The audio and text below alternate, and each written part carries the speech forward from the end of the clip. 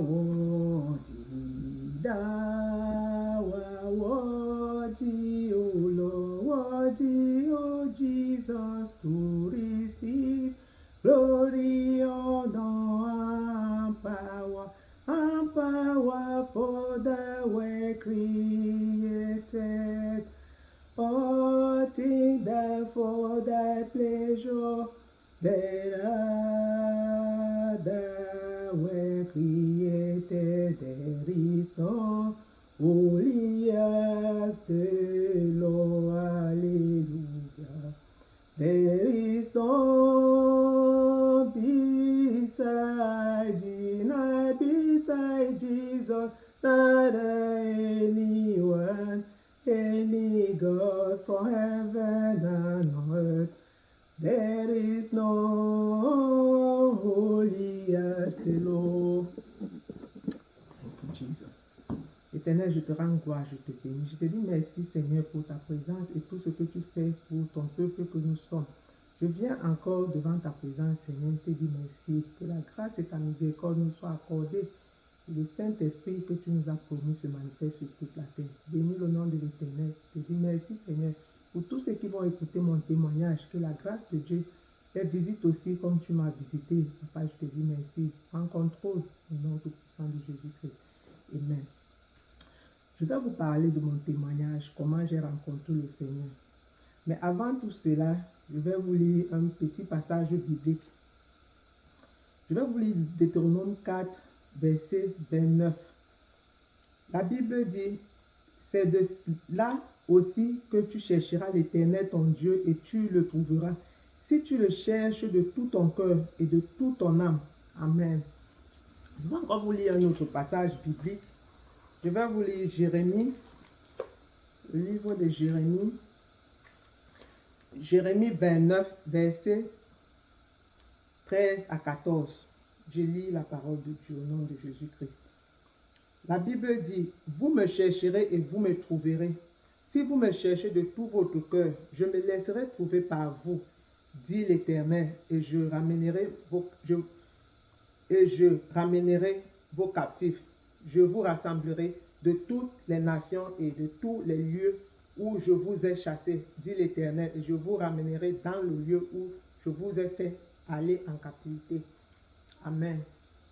Je viens vous parler de mon témoignage, comment le Seigneur m'a fait grâce de le rencontrer. Tout ceci a commencé en 2013. Mais avant de parler de mon témoignage, je vais un peu vous dire de mon enfance, comment j'ai grandi et comment le Seigneur m'a protégé dans mon enfance. Je bénis le Seigneur pour la vie de tout un chacun qui va écouter ce témoignage, que le Saint-Esprit prenne contrôle et que le Dieu qui m'a fait grâce touche aussi vos cœurs, afin de vous sortir de la captivité de l'ennemi. Je vous parle de mon enfance. J'étais une enfant, une fillette très très calme dans ma jeunesse. Dans mon enfance, j'étais calme, j'ai grandi dans une église évangélique dans mon pays. J'étais très très calme, j'allais à l'église tous les dimanches. Et je suivais mes parents qui m'amenaient à l'église parce que toute la famille était évangélique. Donc, ce qui fait que j'ai grandi dans ce système évangélique. Et bien après, quand j'atteins ma maturité, quand j'atteins l'âge de la puberté, je ne partais plus à l'église. J'ai vécu mon enfance comme tout le reste de jeunes de mon âge. Je vivais un peu dans la débauche et je vivais comme tous les jeunes de mon âge. Ce qui était un peu différent avec moi, c'est que je ne me plaisais pas trop dans la vie du péché. Je ne me plaisais pas trop. Je faisais comme les autres, mais je n'étais pas dedans. Mais je rends grâce à Dieu parce qu'à un âge, j'ai pris une très très grande décision de ma vie d'arrêter cette vie. J'ai arrêté cette vie de débauche et je me suis cadrée. Au fait, c'est vrai, je me suis cadrée, pas totalement dans la volonté de Dieu, mais je me suis cadrée. J'ai dit non, je ne veux plus vivre cette vie de copain-copine. Je me suis un peu cadrée. Mais je rends grâce à Dieu parce que le Seigneur connaissait tous les plans qu'il avait pour moi. Et ce même plan, il a aussi pour toi. Tout ce que le Seigneur nous demande, c'est de donner nos vies à Dieu et prêter attention, écouter la voix de l'Éternel parce que le Seigneur parlait d'une manière ou d'une autre. Aujourd'hui, je vais vous parler de mon témoignage. Je ne vais pas trop m'attarder sur mon enfance ou ma vie de jeunesse.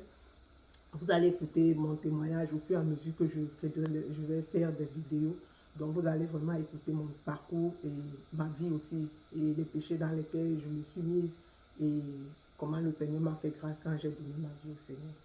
Donc aujourd'hui, je vais vous parler de ma rencontre avec le Seigneur. Tout s'est passé en 2013.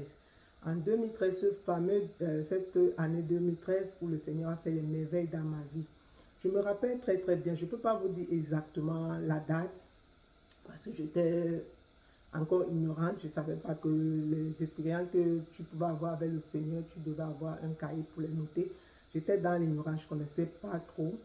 Donc, tout s'est passé en 2013. Je crois que c'était au milieu de l'année 2013, si je ne me trompe pas. Et le Seigneur m'a fait grâce. Ce jour, quand je suis arrivée ici dans ce pays où je me trouve actuellement, juste un an, je peux dire un an, le Seigneur m'a fait grâce, le Seigneur m'a visité. Bon, je reviens sur mon témoignage. Je travaillais dans un salon de coiffure où on était nombreuses, on était vraiment nombreuses dans ce salon de coiffure. Et on parlait de tout et de rien, comme quand les femmes se retrouvent, on avait tout genre de conversations. On parlait des films, on parlait des conversations de la rue, et on parlait aussi du Seigneur Jésus-Christ. Dans ce salon, il y avait une sœur que je salue, je vais taire son nom ici. Il y avait une sœur qui parlait souvent de la parole de Dieu. Et nous qui étions païens, on s'introduisait et on disait aussi ce que nous connaissons, malgré que nous n'étions pas trop dans la parole, mais on essayait aussi d'amener nos contributions. Parfois, il y avait des discussions, parfois, il y avait les accords, mais pas totalement. Bon, ce fameux jour, je rends grâce à Dieu. Ce fameux jour 2013, au milieu de l'année, le Seigneur m'a fait grâce. Cette sœur est venue. Ce jour, on a eu toujours des discussions comme d'autres jours d'avant. Le Seigneur, on a commencé à parler du retour du Christ. On a commencé à parler du retour du Christ, comment Jésus devait revenir et Jésus devait prendre son peuple. Et la sœur dit oui, elle a dit oui, elle a commencé à dire Jésus va revenir et tous ceux qui ne seront pas prêts vont rater l'enlèvement parce qu'il y aura aussi l'enlèvement. Donc il faut que les gens soient prêts et tous ceux qui ne seront pas prêts vont vivre la tribulation parce que le Seigneur viendra prendre ses enfants. Et je lui ai dit, moi j'ai répondu, j'ai dit oui, je sais que le Seigneur viendra prendre ses enfants. Elle m'a dit oui, le Seigneur va venir prendre ses enfants, mais pas tout le monde. Tout le monde ne sera pas enlevé. J'ai dit comment ça? Elle me dit oui, oui, oui, tout le monde ne sera pas enlevé, sauf ceux qui vivent, qui ont donné leur vie au Seigneur, qui vivent selon la volonté de Dieu, qui pratiquent la parole de Dieu, que leur vie plaît au Seigneur Jésus-Christ, sauf ceux-là que le Seigneur viendra prendre. Tous ceux qui ne font pas donner leur vie au Seigneur, qui ne pratiquent pas la parole de Dieu, qui ne font pas la volonté de Dieu, n'iront pas. Je lui ai dit, ça veut dire que quoi? Elle me dit oui, exactement. Je lui ai dit que moi, je sais que le Seigneur va venir nous prendre, nous tous. Elle me dit non, il ne viendra pas prendre tout le monde. Il ne viendra pas prendre tout le monde, que je me détrompe. Il ne viendra pas prendre tout le monde. J'ai dit ok. Elle me dit, tu ne savais pas. Je dis, je sais que le Seigneur va venir, mais je ne savais pas qu'il ne viendra pas prendre tout le monde. Et la sœur me dit, effectivement, il ne viendra pas prendre tout le monde, sauf ceux qui sont prêts, qui ont donné leur vie au Seigneur. Même si tu es chrétien, et que tu ne vis pas la vie de Dieu, tu ne fais pas dans la volonté de Dieu, tu ne lis pas ta vie, tu ne la pratiques pas, tu n'iras pas, tu vas rater l'enlèvement. Et quelque chose d'autre que la sœur a ajouté, elle a parlé de la tribulation. Je ne savais rien de la tribulation, je n'avais même pas compris parler de la tribulation. J'étais confuse et j'étais dépassée. Et elle me dit, tu ne savais pas, je dis non. Elle me dit, ok, va, tu as une Bible. Elle me demande si j'avais une Bible, j'ai dit oui, j'ai une Bible. Elle dit, va lire ta Bible, va lire Révélation, va lire le livre de Révélation. Tu vas écouter ce que la Bible nous dit par rapport à l'enlèvement et par rapport à la tribulation. J'ai dit, ok, je le ferai. Après notre conversation, on a changé, on a parlé de tout et de rien, mais ma conscience me ramenait toujours à ce que la sœur a dit. Je dis, comment ça? Comment se fait-il que le Seigneur va venir? Moi, je sais ça depuis mon enfance. Et on a même souvent l'habitude, on avait souvent l'habitude de faire des blagues en disant, oh, depuis que tu es parti, tu es devenu Jésus-Christ, depuis que tu es parti, tu ne reviens pas, ne deviens pas Jésus-Christ. Bon, nous, on avait cette attitude de le faire et dire que le Seigneur va venir nous prendre. Moi, dans ma conscience, je ne savais pas que le Seigneur avait cette personne destinée qui devait être enlevée. Donc, j'ai pris la résolution ce jour de rentrer chez moi et lire le livre de Révélation. Quand je suis rentrée, j'ai pris ma Bible, je suis entrée dans ma chambre, j'ai lu le livre de Révélation. Quand j'ai commencé à lire la Bible, j'étais troublée. Déjà, un, je ne comprenais pas ce que je lisais. Et de deux, j'étais dépassée de ce que je voyais, je lisais dans la Bible. Mais le Seigneur, dans sa grâce et dans sa miséricorde, je rends grâce à Dieu, je lui donne toute la gloire. Le Seigneur, dans sa grâce et sa miséricorde, le Seigneur m'a vu et le Seigneur a vu mon cœur. Il a vu le désir de mon cœur, la volonté que j'avais de connaître la vérité. Oh, gloire à Dieu. Ce jour, quand j'ai pris ma Bible, j'ai commencé à la lire, j'étais confuse. Et j'étais aussi en même temps, pas étonnée, mais dépassée de comprendre ce qui devait se passer sur la terre. Et chose curieuse et mystérieuse, je peux dire chose mystérieuse, c'est que pendant tout le temps, parce que j'ai vraiment pris le temps de lire le livre de Révélation, pendant tout le temps que je lisais ce livre, le Seigneur a fait des merveilles. Le Seigneur a fait des merveilles de manière que quand je lisais la Bible, le temps que je lisais la Bible, quand j'allais me coucher la nuit, cette même parole revenait dans mes pensées. Et c'était comme quelqu'un me répétait tout ce que je lisais et me faisait comprendre les passages bibliques que je lisais. J'étais confuse, j'étais dépassée. Je me disais, mais comment je lis la Bible dans la journée et dans la nuit quand je me couche? Cette même Bible revient dans ma tête comme si on a une personne parlait, lisait les mêmes écritures et ces écritures passaient dans ma pensée et ces écritures me parlaient et ces écritures m'enseignaient. J'étais dépassée, j'ai dit que mais ça c'est quoi, qu'est-ce qui m'arrive? Et j'ai dit ok, je ne vais pas lâcher, je continuais toujours à lire la Bible, j'ai continué à lire la Bible, j'ai continué à lire la Bible. Quand j'ai fini de lire tout le livre de Révélation, mes frères et sœurs, j'étais dans une confusion totale. Une confusion totale, pourquoi? Parce que cette parole me revenait même dans la journée. Quand je restais chez moi, la parole parlait dans mes pensées. Quand je marchais, la parole parlait dans mes pensées. Partout où j'allais, la parole parlait dans mes pensées. Le Seigneur a fait... la Bible dit que le Seigneur parle d'une manière ou d'une autre. La façon dont le Seigneur m'a fait grâce et la façon dont le Seigneur m'a visité était particulier. C'était différent de peut-être le témoignage d'une autre personne. Mais ces choses que je vous dis, j'en ai plein. Mais ce que je vous dis aujourd'hui, c'est des choses que j'ai vécues avec le Seigneur, que j'ai gardées pour moi-même. Je n'ai partagé ça avec personne. Même la dame qui m'a fait connaître la parole de Dieu, je n'ai pas partagé ces choses. Parce que je me suis assise, j'ai dit, qui va me croire? Si je viens lui dire, la sœur, j'ai lu la Bible, voilà ce qui m'arrive, voilà ce qui est en train de m'arriver. Je vivais des nuits de paroles. La même parole défilait dans mes pensées, la même parole me parlait. Donc, j'ai gardé ces choses secrètes à moi. Je ne les ai pas partagées. Parce que je me disais, qui va croire à ceci? Qui va me croire? Les gens diront que mais toi, tu n'es pas normal. Qui peut lire la Bible et la Bible lui parle? Donc moi, ce que je vous dis est réel. Je n'ai pas besoin d'une quelconque personne, mais je prends Jésus-Christ en témoin parce que je sais que c'est lui qui m'a enseigné ces choses. C'est lui qui s'est révélé à moi à travers sa parole. Et il me parlait dans mes pensées à travers sa parole. C'est comme ça que le Seigneur lui-même qui m'a appris la Bible. Le Seigneur qui m'a appris les paroles bibliques. Je ne me suis pas assise quelque part pour apprendre la Bible. Je ne suis pas allée dans une église. J'ai été convertie dans ma maison. Donc c'est cette Bible que je lisais qui m'a fait connaître le Seigneur. J'ai passé mon temps à lire la Bible dans ma maison. Je la lisais, je la méditais et c'est comme ça que le Seigneur m'a enseigné. Bien aimé, quand j'ai fini de lire le livre de Révélation, ça m'a pris, je crois, je ne peux pas déterminer, je ne veux pas dire quelque chose qui n'est pas vrai, mais je sais que j'ai pris mon temps, j'ai fini de lire le livre de Révélation, mais si je ne me trompe pas bien, mais après avoir fini ce livre, je crois que j'ai toujours eu ces expériences, c'était 2 semaines ou 2 semaines et demie après, la même parole revenait dans mes pensées et le Seigneur me parlait toujours dans mes pensées. La même parole me parlait dans la nuit. Et après, il y avait, ceux qui ont déjà lu le livre de Révélation, ceux qui n'ont pas encore lu, pardon, je vous demande d'aller lire. Si vous n'avez pas une Bible, allez, mettez l'application de la Bible dans votre téléphone. Lisez un peu ce livre de Révélation. Il y a tellement de mystères et comment le Seigneur va se manifester sur la terre, comment le Seigneur va détruire la terre et comment la tribulation aura lieu. Donc, toutes ces choses que j'ai lues ont mis une crainte en moi. J'ai eu une grosse crainte en moi. J'ai dit, oh mon Dieu, mon roi, si la terre va finir comme ça et que le Dieu Tout-Puissant va porter ses vrais élus et ceux qui n'auront pas reçu le Seigneur Jésus-Christ, ceux-là vont vivre la tribulation. J'ai dit non. Voilà ma pensée. Voilà ce que j'ai pris comme résolution.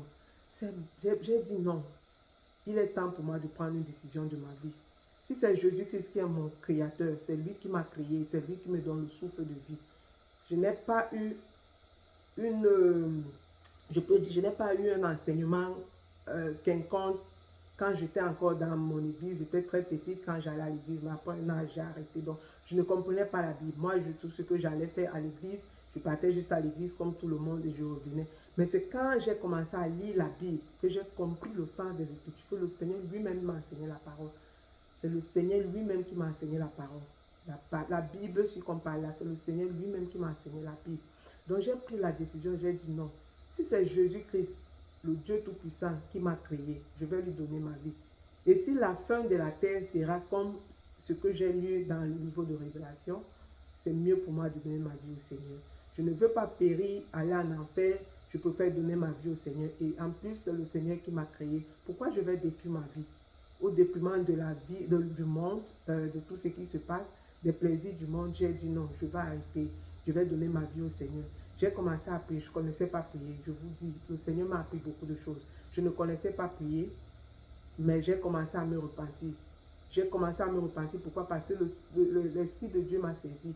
J'ai commencé à me repentir de tous mes péchés. J'ai commencé à demander pardon à Dieu de tout ce que j'ai fait, de mon enfant, de toute la vie qui ne glorifiait pas Dieu. Je me suis repenti de toutes ces choses. Mais mes frères, ce n'était pas facile. Ma repentance m'a pris plus de 2 ans.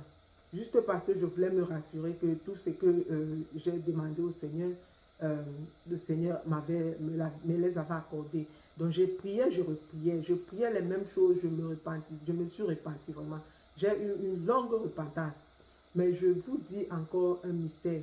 Quand j'ai donné ma vie au Seigneur, et j'ai regardé mes péchés, parce que moi je n'ai pas beaucoup vécu dans le péché selon mes pensées et selon les critiques que je passais le temps, parce que moi j'ai toujours mes amis, même jusqu'à présent où je me suis converti, j'ai toujours mes amis. Je les ai gardés, pourquoi? Parce que je veux que mes amis voient ma vie et changent et viennent aussi au Seigneur Jésus-Christ. Que le Seigneur fasse grâce à mes amis, le Seigneur fasse aussi grâce à ma famille.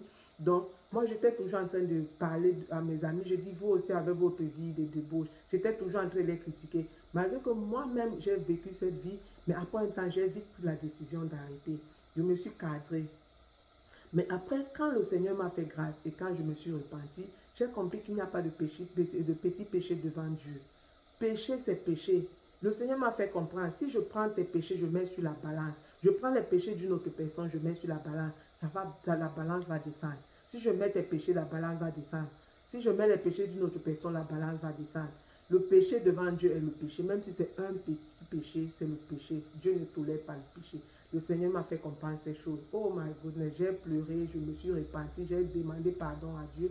J'ai redemandé, j'ai reprié. Quand je vous dis ma repentance a pris plus de 2 ans, je vous dis la vérité. D'autres vont dire que mais quelle est cette repentance qui prend aussi long. Et je veux aussi vous dire une chose. La repentance, ce n'est pas d'aller chez une personne ou un pasteur ou un prêtre ou qui que ce soit. Non. La repentance, c'est parler à Dieu. Aller dire à Dieu ce que tu as fait qui ne l'a pas glorifié. Aller dire à Dieu ton péché, tes péchés que tu gardais secrètement.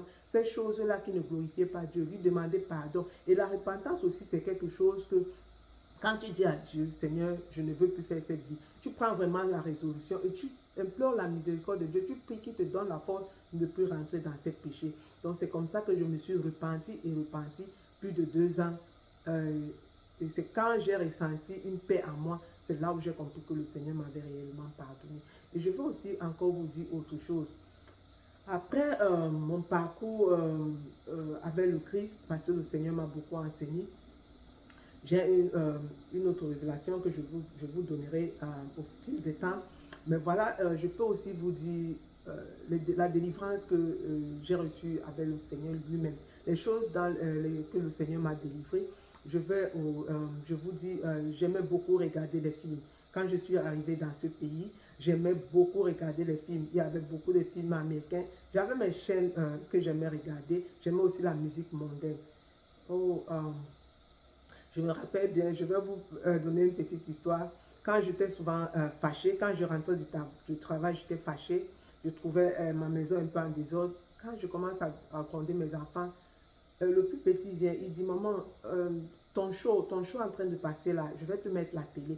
Et dès que mon fils disait cela, je me calmais, je m'asseyais et il mettait la télé, il me mettait mes films parce qu'il connaissait déjà les films. Et j'ai dit, oh my goodness, quand je me suis repentie, j'ai dit, même mes enfants connaissent ce que j'aime. Ils se disent, ils savent que s'ils mettent là, ils mettent le film, ça va me calmer. Mais ces choses, le Seigneur m'a délivré. Le Seigneur m'a délivré de tous les films. Tous les films, je ne les regardais plus. La télé, si je regarde la télé, c'est juste regarder, avoir les informations. Je vais regarder le journal ou une autre information qui instruit. Mais tout ce qui n'instruit pas, je ne la regarde pas. Si quelque chose est là pour détruire mon âme, je ne vais pas perdre mon temps à regarder ces choses. Si une personne a une vidéo ou quoi que ce soit qui ne glorifie pas le Seigneur et qui n'enseigne pas, moi je ne vais pas la regarder. Donc c'est comme ça que le Seigneur m'a délivré de la musique mondaine, le Seigneur m'a délivré des films, le Seigneur m'a délivré de la fâcherie, le Seigneur m'a délivré de... Je marchais aussi les chewing-gums, pas beaucoup, mais je ne sais pas pourquoi le Seigneur m'a délivré des chewing-gums.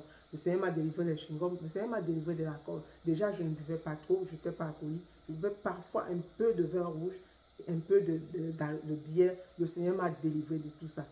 Donc ces choses, je peux voir ces choses, ça ne me dit pratiquement rien. Vous pouvez les mettre devant moi, ça ne va jamais rien me dire. La musique mondaine peut sonner dans toute son intégralité, ça ne va même pas me bouger.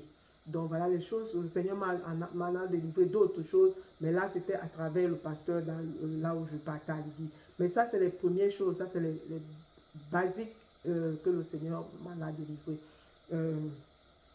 Je dis aussi, qu'est-ce que je voulais encore dire, dans mon parcours de délivrance, c'est comme ça que le Seigneur m'a délivré. Le Seigneur a continué à m'enseigner dans la parole.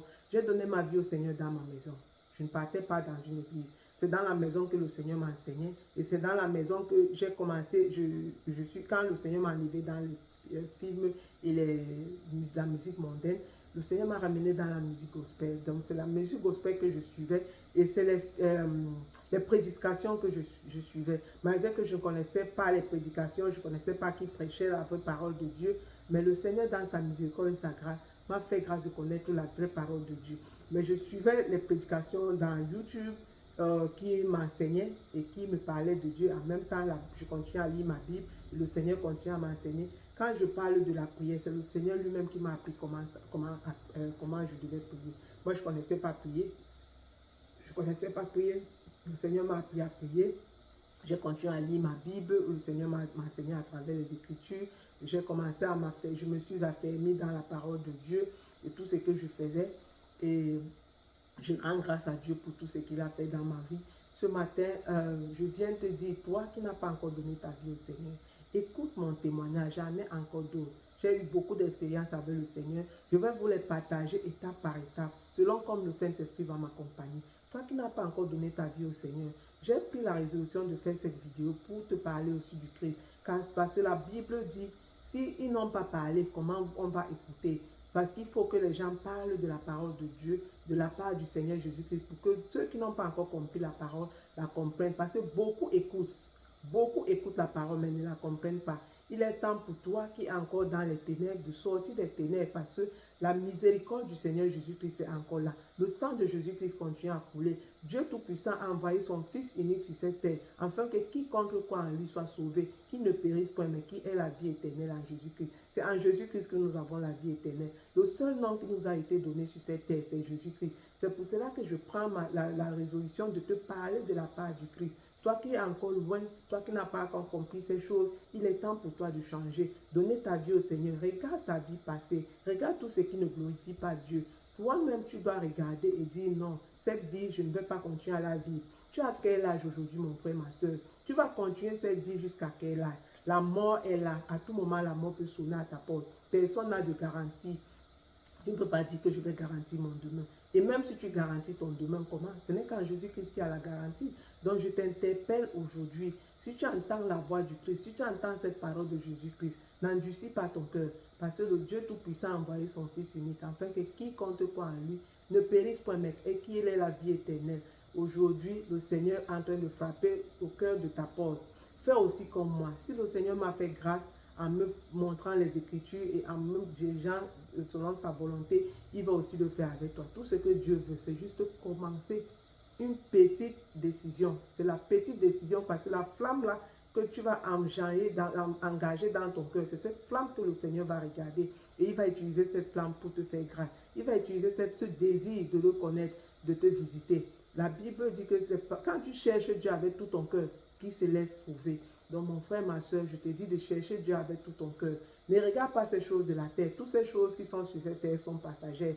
Nous sommes en voyage sur cette terre. Si tu n'as pas encore compris ces choses, moi je viens te dire, cette vie-ci, ce n'est pas la volonté de Dieu pour nous. Dieu avait une meilleure volonté pour nous. C'est ce que Dieu avait planifié. Ce n'est pas ce que nous vivons aujourd'hui. Mais nous avons choisi le chemin de Satan. Parce que Dieu avait déjà puni Satan. Sa sentence avait déjà été faite. Mais toi, l'homme, ta sentence n'est pas encore là. Parce que le Seigneur Jésus-Christ est là. Le sang est disponible. Le Dieu Tout-Puissant a envoyé Jésus pour te sauver. Afin que si tu crois en lui, tu sois sauvé, que tu ne périsses point. Aujourd'hui, je viens te dire de te repentir.